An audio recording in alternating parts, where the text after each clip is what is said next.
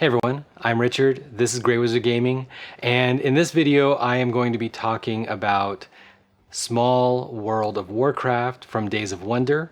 If you're familiar with the other Small World games, this is a very similar game. I'm just going to be doing kind of an overview, what's different, like what did they add to make this more branded to the theme, and ultimately what is my opinion on this interpretation of Small World in general. So definitely check out the end for all of my, basically my review. But for now, let's just kind of dive into what's in the box. So in the box, you have all of these map pieces, and these map pieces definitely, for some reason, remind me of Azeroth, the World of Warcraft, which is pretty cool. Even though they're definitely still just small world regions, same as any small world map, it's just somehow cutting it into these vaguely continent shaped things really screams out Azeroth to me. We've also got your normal kind of like rule guides, and one per player. You can have up to 5 players in this game. These things are super helpful. You do have to be careful because some of the rules aren't fully fleshed out, right? They had to make it very narrow to fit the entire rule book into these sheets. And in some cases, you might think a race power is a little bit different than it really is. So keep that in mind. But for the most part, it is super helpful to have every player having these little cheat sheets. All right. We've got, gold coins, different kinds, 3s, 1s, 10s. It's not very helpful. There you go, guys. So nothing, I definitely would like to replace these with some plastic or gold, like metal, like metal things. It'll just make it better. You've got these like traditional kind of small world things, like these mountain tiles and the fortresses. These are, the fortresses were from trolls. Well, are they from defensive units, which for me was always with trolls, but okay, for some reason. We've got basically these same tiles. These same tiles are the number of army units that a given combination of race plus prefix has. So the way that Small World works, if you're not too familiar, is that there will always be a power, and the powers are these little tiles, and they're randomly shuffled. And then there are the races, and the races combine with these things so that they form one whole combination of race plus power. So in this case, I could have herbalist orcs, which, if you know your Azeroth lore, that actually kind of makes sense because they're totally like hippies. Or you can have, just throw them on the ground, guys, just throw them on the ground. Or you can have blacksmith taurens, which makes a little bit less sense. But I guess they have to make weapons too, why not? So you shuffle these things, you then put them out on the board, and every gameplay, you're going to have different combinations of powers plus races, and they have these numbers. So again, for example, the Tauren with the blacksmiths, Tauren always have 11 units just by default.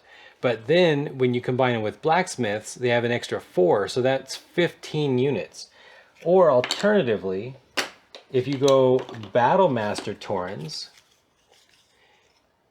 then that's a 5, so that's 16 units. So that's among the most units that a given combination can have, which means you're going to have a lot more warriors to kind of take over the board. And that's how Small World works, is you have these units, you take over pieces of the board. It's like a region control game. And every generation, you count up how many regions that you control, plus any powers you have. Like if you're herbalist, you might have extra coins, basically extra points for controlling hills. Or if you're, I don't know, some sort of forest ranger thing, then you might get bonuses for trees or elves or something, you know, things like that. And so every generation, over 8 to 10 generations or 10 rounds, whatever, you're going to try to take over as much of the map as you can and defend yourself from other people taking it from you. Because if you had like 10 places and somebody else took 3 of them, then you would only get 7 points that round, not counting any bonuses because of weird combination powers, right? So that's effectively Smallworld, and that's what this is, even though it's Azeroth themed, and like instead of minotaurs you have tauren, instead of, well, basically anything else other than pandurins, because I mean Pandarin are totally Azeroth things, probably. Definitely not in Smallworld. And so that's it. I mean, it's Smallworld with things that are slightly customized to Azeroth. And by default here, I still would rather play this than normal Smallworld, because I really like Azeroth World of Warcraft stuff, and I think that everybody in the world pretty much has familiarity with World of Warcraft. So being able to play these things, like instead of weird generic neutral things, there are Murlocs. And trust me, when you have Murlocs in the game, you're gonna have a lot of people making weird bubbly burbly sounds because you can't help it. It's just fun. And that's just better than normal Smallworld. But here's the thing about this version that I think really makes it different than normal Smallworld and makes it better, which I'm already kind of cheating because that's my opinion. It's better. All right, guys. So World of Warcraft is clearly separated by faction, right? You've got Alliance, you've got Horde, and you've got neutral kind of races. And you're forced to make a decision of what faction you're going to play in, because you can't be an Alliance tauren. It's just not allowed, or unless it is allowed, because I stopped playing a long time ago, guys. But normal Azeroth, you have to commit to a faction, and you're able to, if you want, to fight in like the faction battlegrounds and stuff, all right? So in this game, they have a mode of the game which I think is basically something you should always play with, which is team games. And that's different, and I love team games. And basically, half the players choose Alliance races. Well, they choose to be Alliance. Half the races or players choose to be Horde. And if you have 5 players, the 5th player chooses neutral. And then the way it works is, instead of everybody pulling like their choices from the normal like race plus powers, instead you have, let me try to hold all these guys. Okay. Instead you have 3 factions, and people can only choose, there we go, I could be a magician, guys. They only choose from their faction, plus whatever power is listed. So if Beastmaster's on top, which it is right now, then Alliance would choose from 3 races of theirs. And you always choose from 3, guys. Alliance would choose from 3 choices of theirs, and neutral would choose from 3 choices of theirs. So in this case, humans is for Alliance, tauren is for Horde, and Pandarin are for neutrals, which already changes things up. Number 2, you're in a team. So 2 of you are Horde, 2 of you are Alliance, and 1 of you is neutral. How is that fair? Well, it's fair because at the end of the game, each team is scored off of the lowest scoring member. And that really changes things up, because in our last game, I think the Alliance was well over 100 points for one of their teammates, but the other teammate was like 70 something. So who wins? Not the 100-point faction. Instead, the 98-point neutral player, me, I won. So that's where, like, it changes things up, and it forces you to stop focusing on getting the most points for yourself. And sometimes you tell the other player, take my faction, take my thing. I have an artifact, it's going to help you. And that's something else that's different, is artifacts and battlegrounds. These are like these little, well, they start as these like mystery tokens. And then after you have revealed the tile, then you flip it over and you see, is it a artifact or is it a battleground? And I don't know, I just grabbed two of them. And yes, the other players are the ones that are probably going to have to clean this up. Sorry, guys.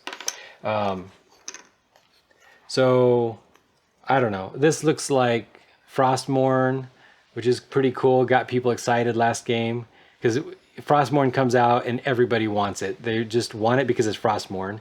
And then this thingy, I think is some sort of dark portal. I don't know. Sorry, guys. Some people are really cool about being able to identify what the battlegrounds are just based on what they are, but I'm not. Sorry. So the battlegrounds stay there. So they basically, that region on the map is different, and it's going to have some sort of effect, and everybody, might choose to fight over it. Meanwhile, the artifacts move around and they help you to do things differently or take things or whatever. So that's the two big differences, is the team like gameplay and these artifacts and battlegrounds.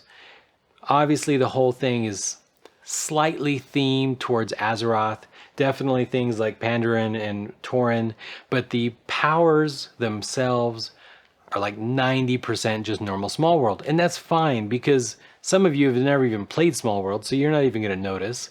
And then the rest of you are going to think like, well, okay, Rangers exist like in all the games, so it's okay that they're the same. The maps could definitely be a little bit more Azeroth, because they feel just distinctly Smallworld, but the team-based gameplay makes me so happy.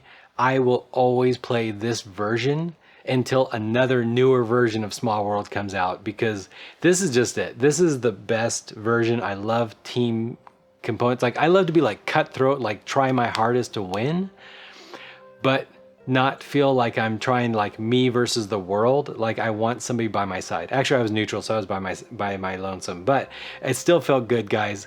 And that's it. So definitely check out this game, check out this version.